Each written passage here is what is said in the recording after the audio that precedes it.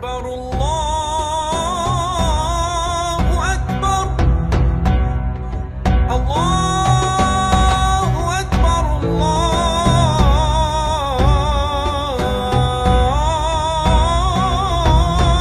أكبر.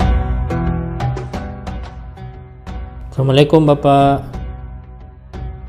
Alhamdulillahirabbil alamin. Allahumma shalli ala Muhammad. Pada kesempatan hari ini kita akan menjelaskan tentang tata cara berwudu bagi orang sakit. Sebagaimana kita ketahui bahwa wudu merupakan syarat sahnya sholat bagi seseorang, sehingga dalam kondisi apapun termasuk dalam keadaan sakit, sehat, seseorang harus sholat didahului dengan berwudu. Seperti dalam Al-Quran, surah Al-Baqarah ayat 185 dikatakan, wa ma yuridullahu bikumul yusra wa yuridullahu bikumul yusra.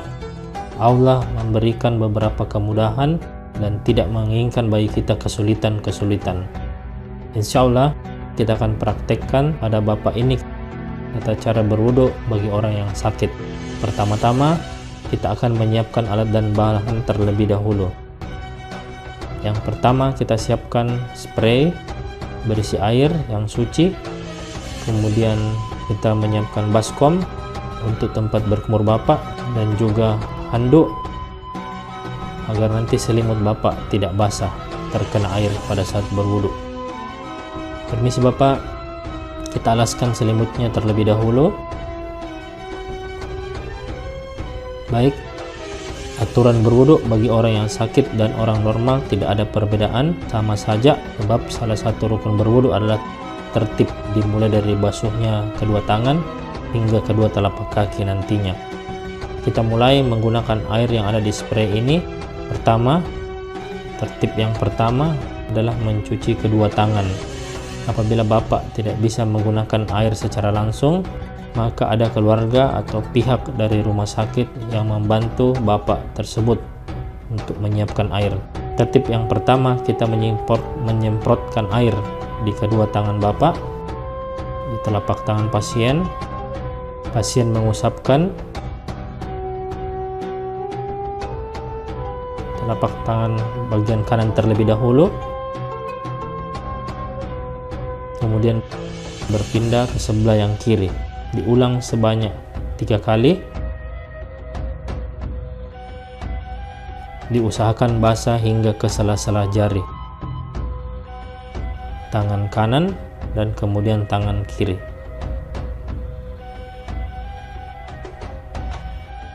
Baik, apabila sudah yakin kedua tangan sudah basah, maka kita bisa menghentikan langkah tersebut. Kemudian kita pindah ke langkah yang kedua, yaitu berkumur-kumur. Kita mengambil gelas yang sudah berisi air bersih, kemudian menaruh baskom di depan Bapak tersebut dan meminta Bapak meminum air dan berkumur-kumur, membuang air tersebut ke dalam baskom.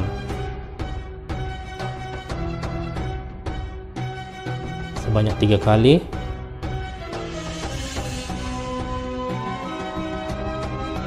Baik, yang ketiga, sambil dihirup, air dituangkan di tangan, kemudian dihirup masuk ke hidung.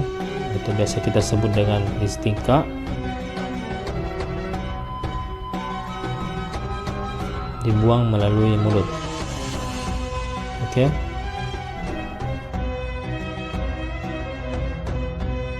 Langkah tertib berikutnya, tertib keempat, kita kembali menyemprotkan air melalui spray ke tangan pasien. Kemudian pasien mengusapkan ke wajahnya secara merata. Apabila sudah yakin membasahi seluruh wajah dan pasien memiliki jenggot, maka kita kembali menuangkan air di telapak tangan pasien untuk membasahi area jenggot pasien.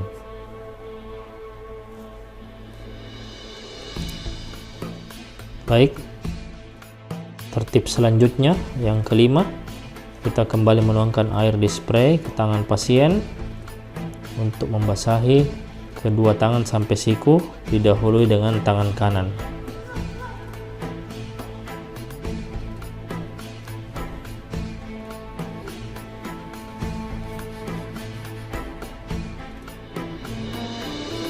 Kemudian berpindah ke tangan kiri.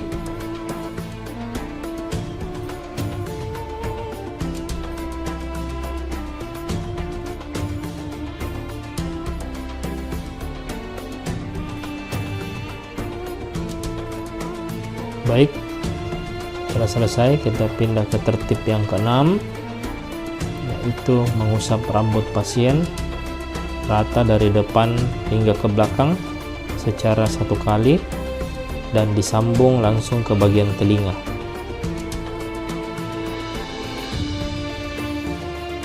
Ya, pada bagian ini cukup disunahkan satu kali saja rambut dan bersambung ke telinga. Setelah selesai, kita pindah ke bagian tertib berikutnya, yaitu kaki pasien. Apabila pasien mampu menjangkau kakinya sendiri, maka pasien bisa langsung mengusapkan air di kakinya sendiri. Tetapi apabila pasien tidak mampu, maka dibantu oleh keluarga atau tenaga kesehatan di rumah sakit. Pada kasus ini, pasien mampu mengusap kakinya secara langsung. Terlebih dahulu kita alas sapu tangan atau lap di bawah kaki pasien agar tidak membasahi tempat tidur. Kemudian menuangkan air di tangan pasien, lalu pasien mengusapkan air tersebut ke kaki sebelah kanan terlebih dahulu secara merata dari ujung-ujung jari ke pergelangan atau mata kaki. Dilakukan secara 3 kali.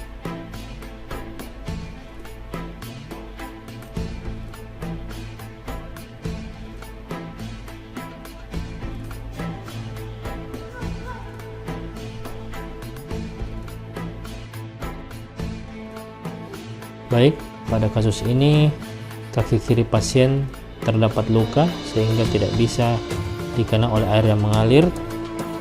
Pada kasus seperti ini, kita cukup mengusap air di atas perban pada bagian kaki yang terluka sehingga tidak terlalu basah dan tidak menghambat proses penyembuhan pasien. Di bagian lain selain yang luka, bisa dituangkan air yang mengalir tadi dari ujung jari ke pergelangan atau mata kaki. Pada bagian luka cukup diusap saja dan wudhunya sudah dianggap sah. Apabila masih ada air yang belum terjangkau dari kaki pasien, bisa diulangi kembali.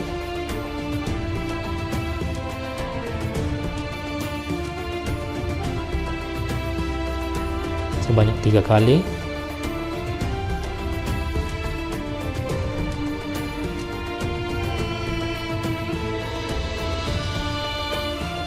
Baik, dengan demikian proses berwudhu bagi orang sakit dengan menggunakan air telah selesai. Pasien bisa berdoa dan lanjut melaksanakan sholat seperti biasa. Selanjutnya kita akan mempraktekkan tata cara bersuci dengan menggunakan debu atau biasa kita kenal dengan istilah tayamum, peruntukan bagi pasien-pasien yang tidak bisa menggunakan air pada kondisi sakit dan mengharuskan menggunakan debu. Pertama, kita mempersiapkan alat dan bahan.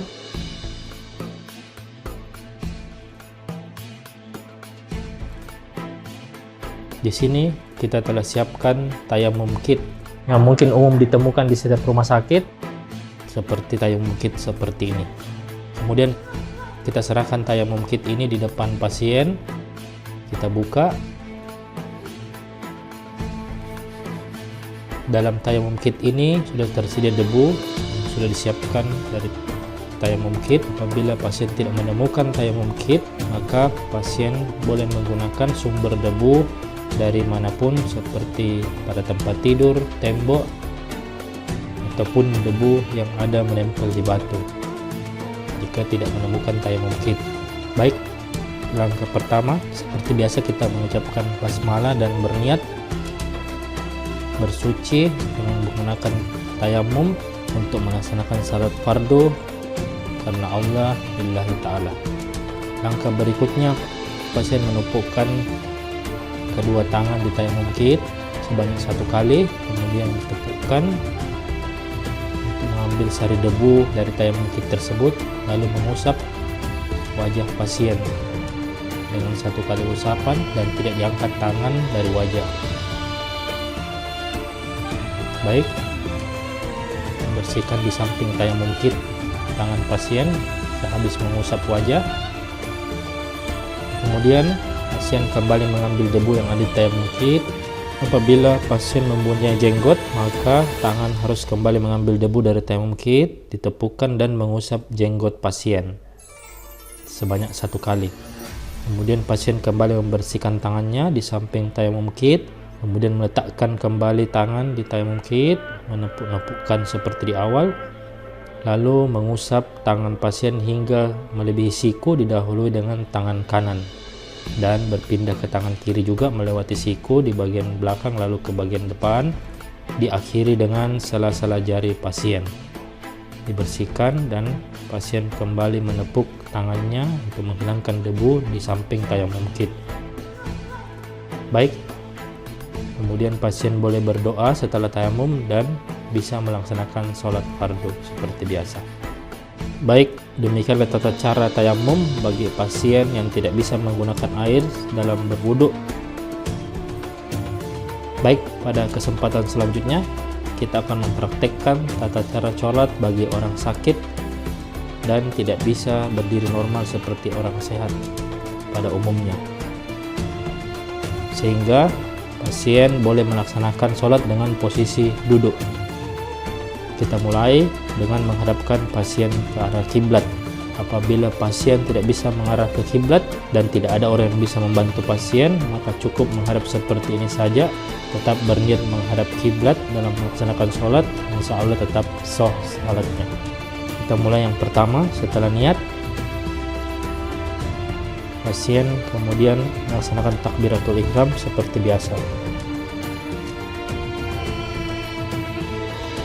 Dilanjutkan baca bersedekap, baca doa iftitah dan al-fatihah dan surah-surah pendek seperti biasa. Kemudian melanjutkan dengan takbiratul ihram untuk berpindah ke posisi ruku. Saat ruku, posisi pasien berada di kedua paha pasien dan badan pasien agak sedikit membungkuk dibanding pada saat posisi awal. Kemudian iktidal. Pada saat iktidal, posisi tangan pasien berada di samping kedua paha pasien. Kemudian badan pasien lurus seperti pada saat takbiratul ihram di awal dan bersiap masuk ke posisi sujud. Pada posisi sujud, tangan pasien kembali ke atas paha dan posisi badan pasien lebih membungkuk, lebih rendah dibanding pada saat posisi ruku.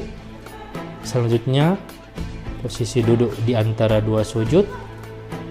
Posisi tangan pasien berada di atas paha pasien. Kemudian badan pasien tegak lurus seperti pada saat takbiratul ihram di awal sholat. Melaksanakan tasyahud awal ataupun tasyahud akhir, posisi pasien, tangan pasien seperti biasa pada saat sholat, menunjukkan jari telunjuknya dan mengucapkan syahadat. Dan setelah ini diakhiri dengan salam seperti biasa. Pasien menoleh ke arah kanan dan ke arah kiri.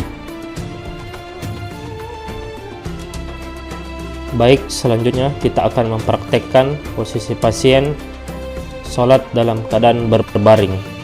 Nah, posisi ini diperuntukkan kepada pasien-pasien yang tidak mampu sholat secara berdiri seperti orang normal, dan pasien juga tidak mampu sholat dengan posisi duduk, sehingga mengharuskan pasien sholat dengan posisi berbaring.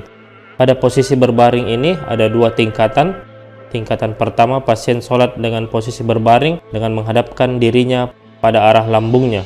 Sesuai hadis riwayat Imam Muslim, bahwa pasien bisa sholat diberi keringanan dalam posisi berbaring dengan berbalik ke arah lambungnya. Artinya berbalik ke arah kanan.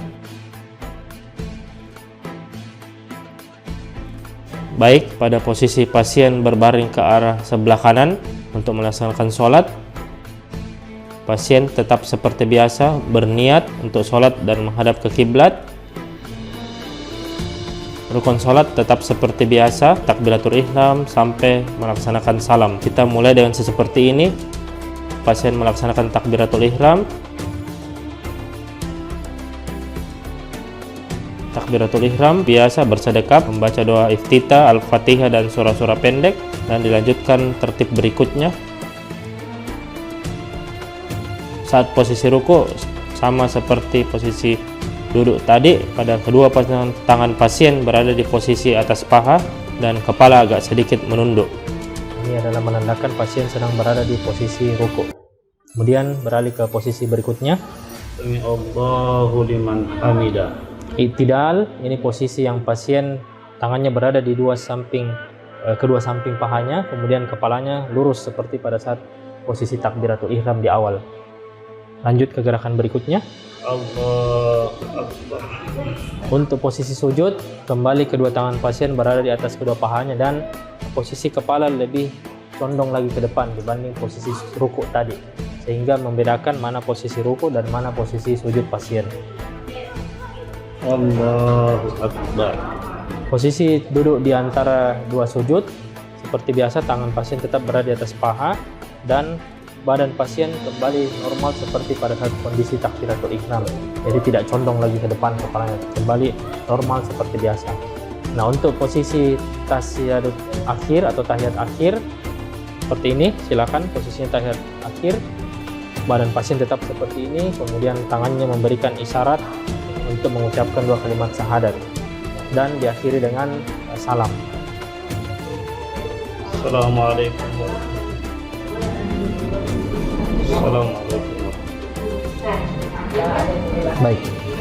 Baik. Pada di kategori kedua ini, posisi sholat pasien dalam keadaan berbaring yaitu posisi terlentang. Apabila pasien tidak bisa berbaring miring ke kanan. Nah, pada dasarnya berbaring terlentang mirip dengan pada saat sholat berbaring miring ke kanan. Pasien posisi seperti ini dan niat seperti biasa menghadap ke kiblat dan untuk melaksanakan sholat fardu. Takbiratul ihram bisa diawali kembali dengan mengangkat kedua tangan. Allahu Akbar. Kemudian bersedekap dan membaca doa iftitah, al-fatihah dan surah-surah pendek.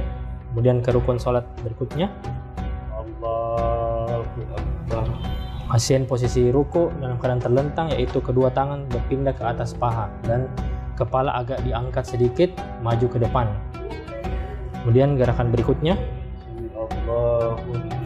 Posisi i'tidal, tangan pasien menjulur ke samping tubuh kiri dan kanan dan posisi tubuh pasien tegak lurus seperti pada saat takbiratul ihram dan masuk ke posisi sujud. Allahu Akbar.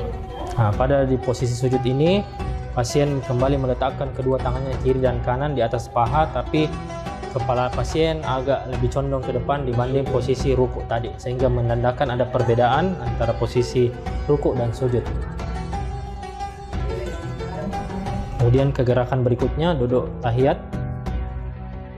Nah, untuk posisi tahiyat awal ataupun akhir sama dengan posisi saat berbaring ke kanan tadi. Kedua tangan pasien ada di atas paha dan tangan kanan menandakan untuk membaca tahiyat awal atau tahiyat akhir. Dan diakhiri kembali dengan mengucapkan salam. Assalamualaikum warahmatullahi wabarakatuh. Assalamualaikum.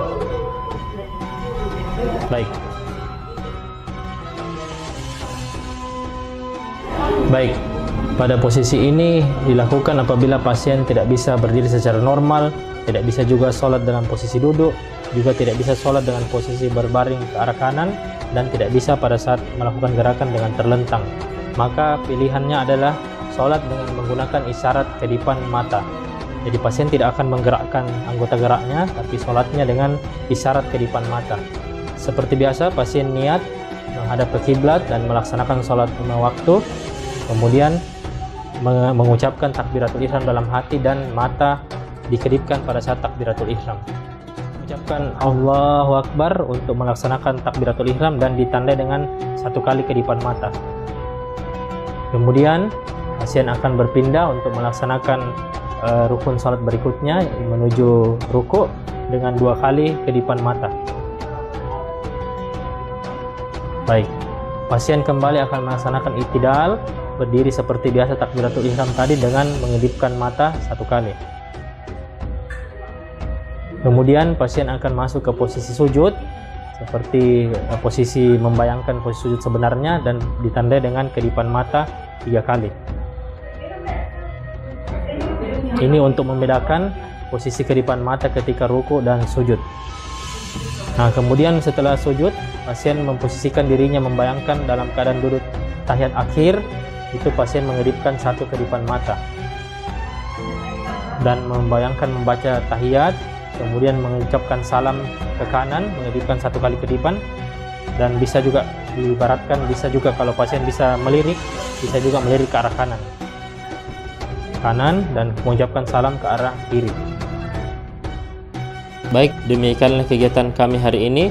Kami dari bagian Islam Disiplin Ilmu Kedokteran dan Studi Pendidikan Dokter Fakultas Kedokteran Universitas Muslim Indonesia Makassar bekerja sama dengan Rumah Sakit Pendidikan Ibnu Sina Yayasan Wakaf Umi Makassar mengucapkan terima kasih.